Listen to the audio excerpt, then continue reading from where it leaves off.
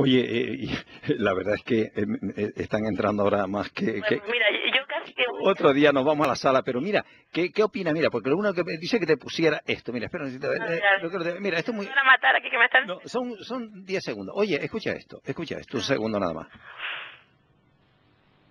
A ver. El 20N es una fecha histórica, en la que, perquè han mort grans persones de la història, però és una fecha histórica. Bueno, fecha histórica, alcalde de Algemesí, ¿Sí? fecha histórica del 20N porque han muerto grandes personalidades, se refiere a Franco y a José Antonio Primo de Rivera. ¿Qué opina?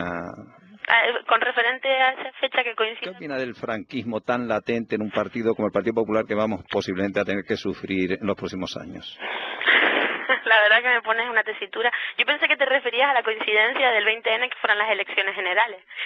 Sí, son, pero fíjate tú que está, pero te pongo lo que dice precisamente este alcalde de la GMSI, dice que han muerto esos grandes personalidades, Franco y José Antonio Primo de Rivera. ¿Qué opina una joven como tú de la labor de Franco y de José Antonio Primo de Rivera, del fascismo que tuvimos soportando aquí 40 años? Por supuesto que eso es, vamos, la opinión que me genera es rotundamente de rechazo, evidentemente, ¿no? Yo no lo he sufrido personalmente, tengo la suerte de ser hija de la democracia. Yo nací en el año 83, pero sí he sufrido en cierta manera los vestigios de esa forma de educar, ¿no?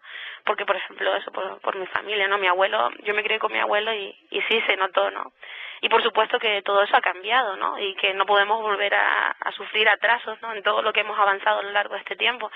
No solamente que lo digamos todos los españoles y todas las españolas, es que incluso desde Europa se reconoce que España en estos últimos 8 años ha tenido una modernización importantísima en todos los sentidos, ¿no? Entonces, la legalización del matrimonio homosexual está claro que es un detalle más que evidente o sea, digo detalle porque para mí es algo que tenía que regularse sí o sí, ¿no? Así la sociedad lo demandaba.